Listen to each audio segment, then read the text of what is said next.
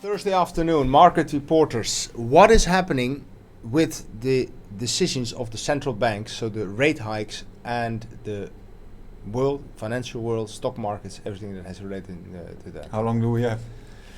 I think we need quite a while to discuss all this. It's been a heavy week. Well, we have 3 topics, no?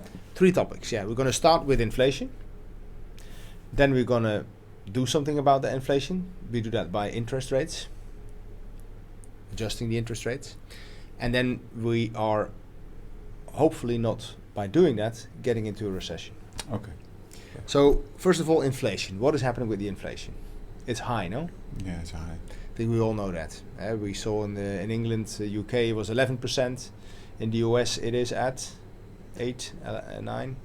8.6 I think was last month, and there was a study, I think it was by Deutsche Bank, and because it was done, and the article was from a US journalist, and they say, we in the US, we always think we are really special.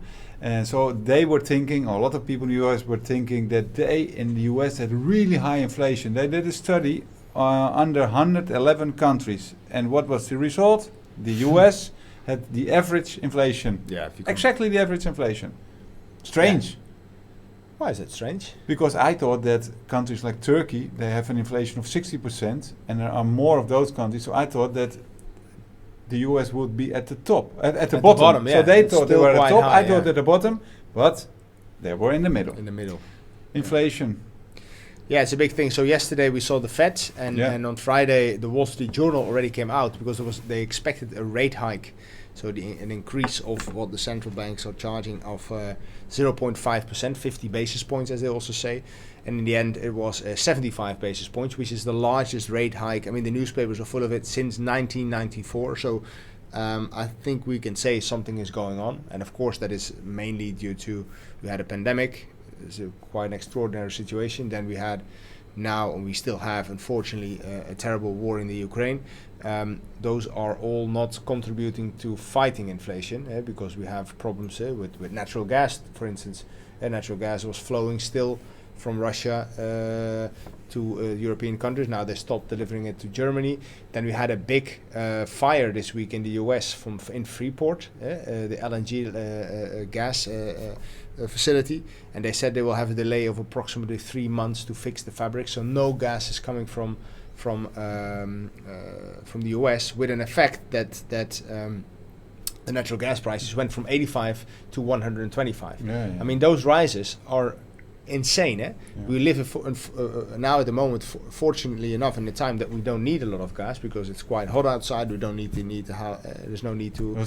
Today was I wasn't outside, but I have like an icon on the right bottom of my computer, and it showed 35 degrees. Yeah, it's insane. We are in the south of Spain, as you know, and it's really hot. So you don't need natural gas to heat your house. From an inflation, but you need it for your air conditioning, of course. Yeah, from an inflation point of view, inflation is coming in. It's price levels. It's based out of supply and demand. Yes. And not every inflation is the same. You can have inflation having from supply and inflation from demand, and this is more the supply inflation. It's a different supply inflation. side. Yeah. It's just a lack of goods. And you see in the US, the consumer, consumer trust is historical low. It wasn't that low after 2011, but studies showed that it's not based on the economic outlook, but it's mainly based on the inflation. So you see also how inflation, how important it is for our human beings. Yeah. Nowadays, and your daily spending. Yes. Yeah, and the outlook. Yeah. So what the Fed said is they're gonna fight the inflation. They want to bring it back to their long-term, mid-term average expectation, or a target is 2%.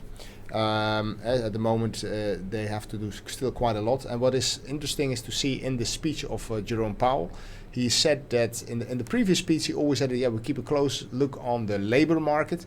Those comments were non-existing this time. So he did not mention anything about the labor market. It was all about fighting the inflation.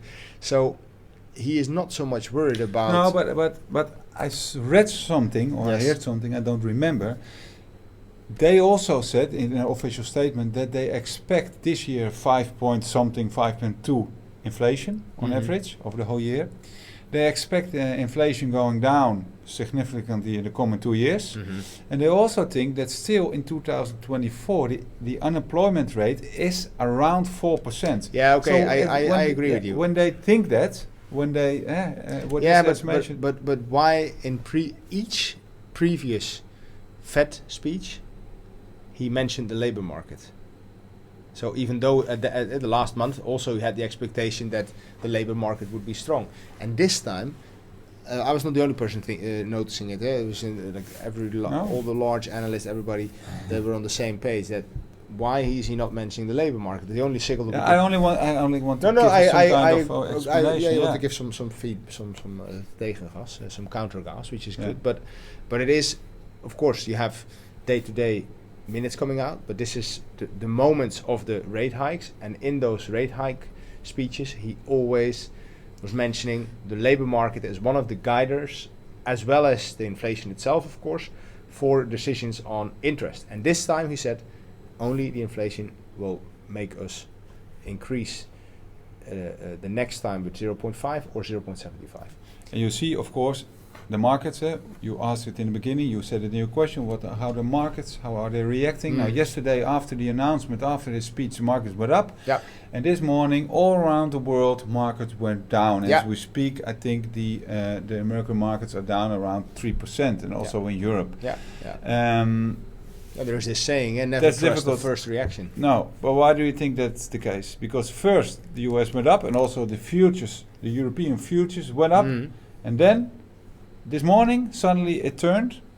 Yeah, maybe some sort of relief that that yesterday happened. What the market was a 90% expectation that was going to be 75 basis points. It was expected by the market. And then the trigger this morning came around 10 o'clock when the Bank of England decided to increase the interest rates. And I saw just before we started, I saw that Swiss is also SMB.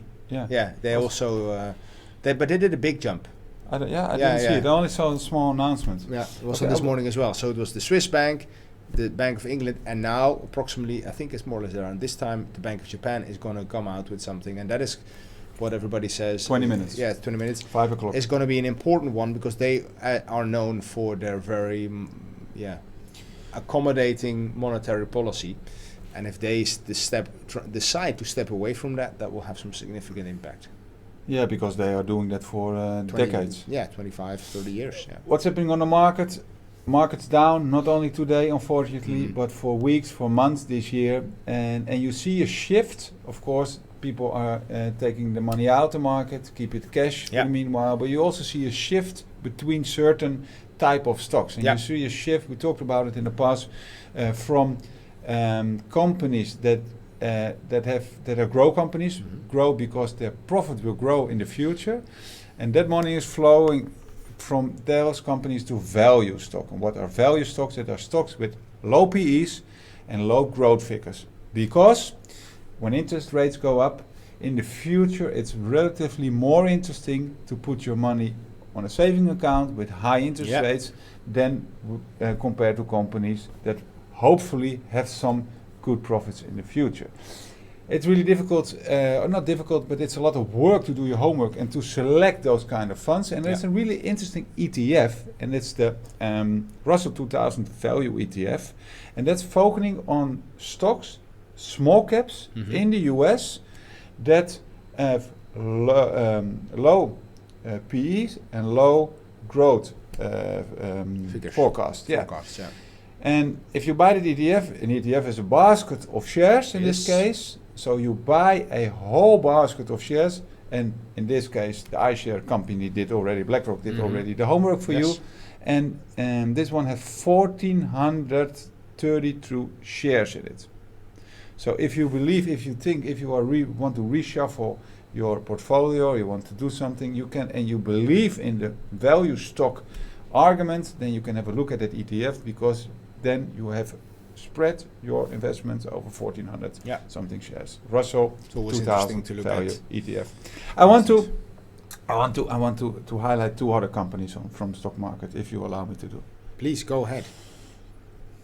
A friend of mine sent me an article, and I was quite shocked about it. Yeah. Because that they. What was it about? They about some shares, Okay. about some companies. And they highlighted some companies, and I want to take two out of it, and that are companies that have on their balance sheet a lot of bitcoins. And the first one is Yeah, it would be. I know it. It's Tesla. yeah, and Tesla, they have 42,000 bitcoins. It's quite open, and it was really in the news. Yeah. Musk announced it. The Bitcoin went up, and probably, assumably, when Tesla still has them on the balance, they have a loss on it of $400 million.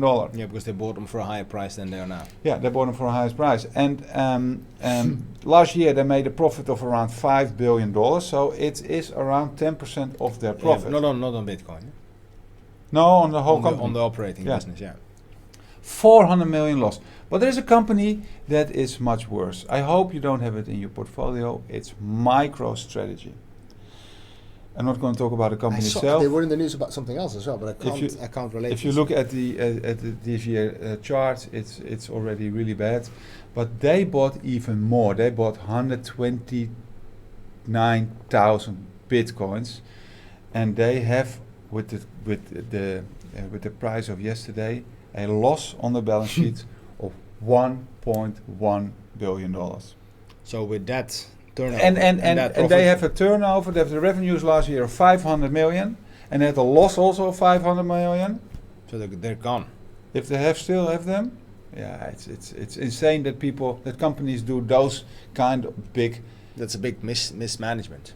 Yeah, it's betting.